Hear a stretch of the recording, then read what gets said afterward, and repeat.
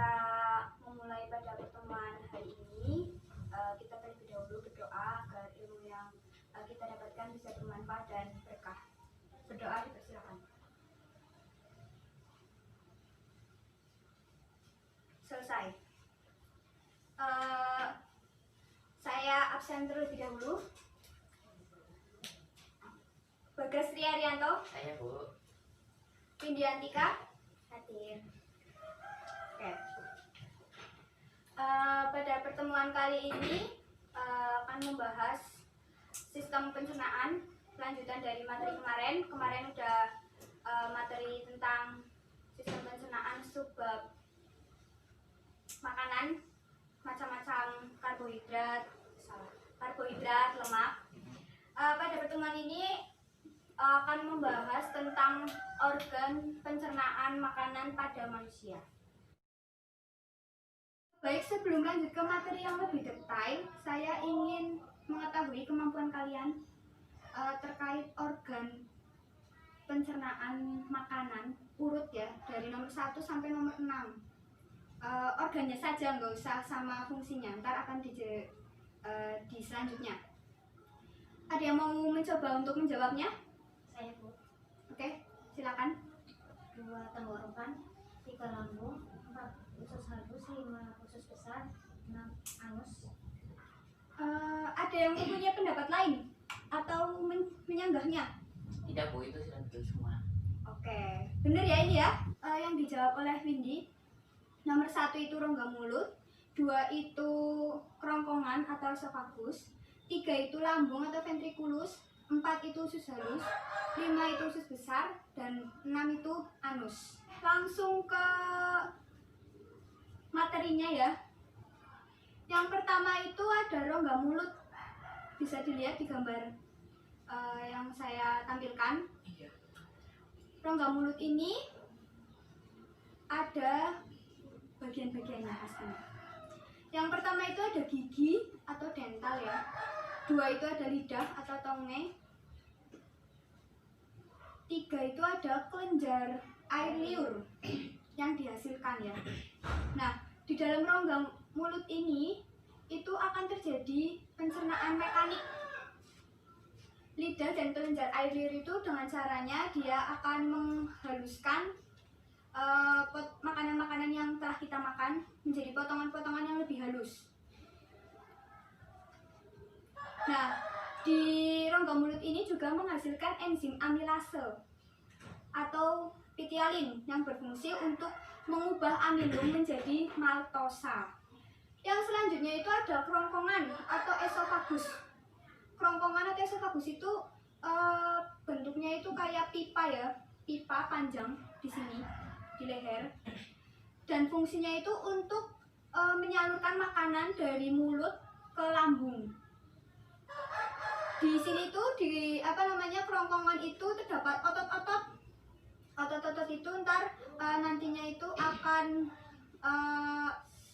melakukan gerak peristaltik, gerakan untuk mendorong makanan ke lambung. Nah, ini dia. Selanjutnya lambung. Lambung ini akan terjadi pencernaan mekanik dan kimiawi. Bisa dilihat perbedaan pencernaan mekanik dan kimiawi. Kalau mekanik itu dilakukan oleh otot-otot lambung, karena lambung kan tersusun oleh otot-otot ya. Kalau kimiawi itu dilakukan oleh enzim-enzim. Lambung itu akan menghasilkan enzim. Ada enzim pepsin, renin, lipase, HCl. HCl ini bersifat asam, sangat asam, sekitar 2 pH-nya. Dan pepsin, renin bisa dilihat fungsinya. Selanjutnya itu ada usus halus. Usus halus ini ada 3 bagian. Yang pertama itu duodenum, jejunum, sama ilium. Duodenum ini tersambung langsung oleh lambung. Nah, duodenum itu terkenal dengan usus 12 jari. Usus 12 jari. Di usus halus ini itu akan terjadi sebuah pencernaan. Pencernaannya itu ada pencernaan lemak dan pencernaan karbohidrat. Kenapa bisa terjadi pencernaan lemak? Karena di usus halus ini tuh menghasilkan enzim lipase yang mengubah lemak menjadi asam lemak. Di lambung juga terjadi pencernaan lemak karena menghasilkan enzim lipase juga. Ini ada usus kosong atau jejunum, tetap menghasilkan enzimnya itu latase, sukrose, sama laktase. Ada ke usus penyerapan, ilium, penyerapan protein, karbohidrat, lemak, vitamin. Jadi kalau misalnya makanannya itu tadi kan udah dicerna di lemak, terus ke usus. Kalau misalnya makanannya itu masih mengandung karbohidrat, protein, sama lemak, itu ntar akan diserap kembali dan diedarkan ke darah. Yang selanjutnya itu ada usus besar. Usus besar ini terdiri dari 3 bagian ya. Ada sekum. Sekum itu yang dikenal dengan usus buntu. Yang terakhir itu ada anus. Anus adalah saluran pembuangan terakhir, sekresi ya. Khususnya itu adalah feses. Feses itu kotoran. Tadi udah dijelaskan materinya. Sekarang ibu ingin kalian membuat sebuah pertanyaan terserah kalian, tapi saya harap itu pertanyaannya adalah tingkatan C4, C5, C6 ya, mengapa, bagaimana, dan tingkatan yang tinggi. Saya serahkan kepada kalian. Jumlahnya mau berapa? 10 menit mulai dari sekarang. Sudah, Bu. Sudah pertanyaannya?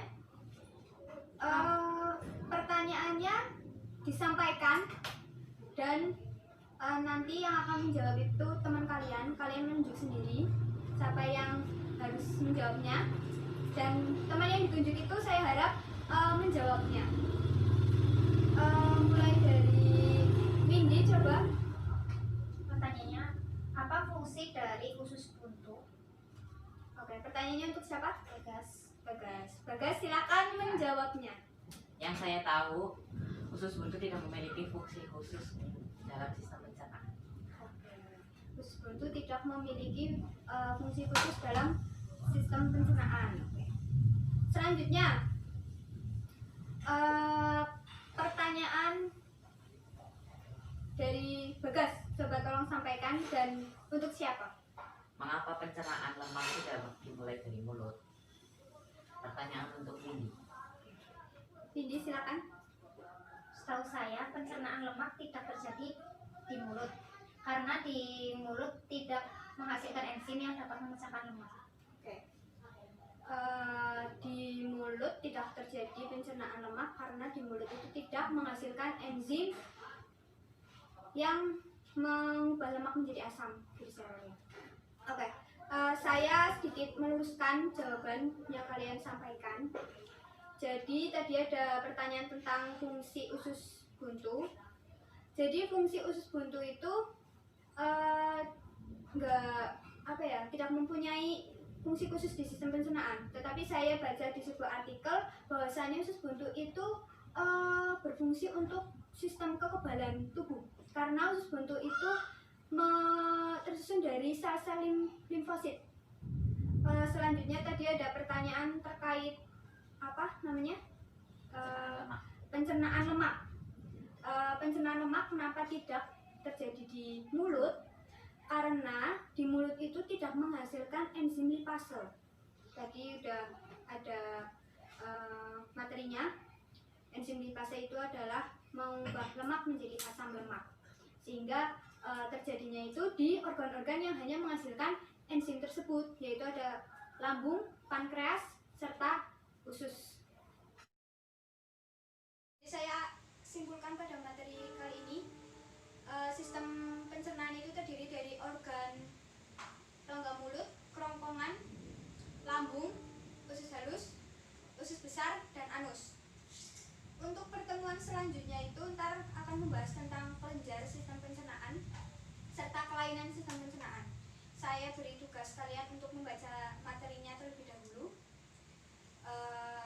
Semoga ilmu yang kita dapatkan pada hari ini itu bisa bermanfaat dan berkah. Amin. Saya akhiri. Wassalamualaikum warahmatullahi wabarakatuh. Sampai jumpa di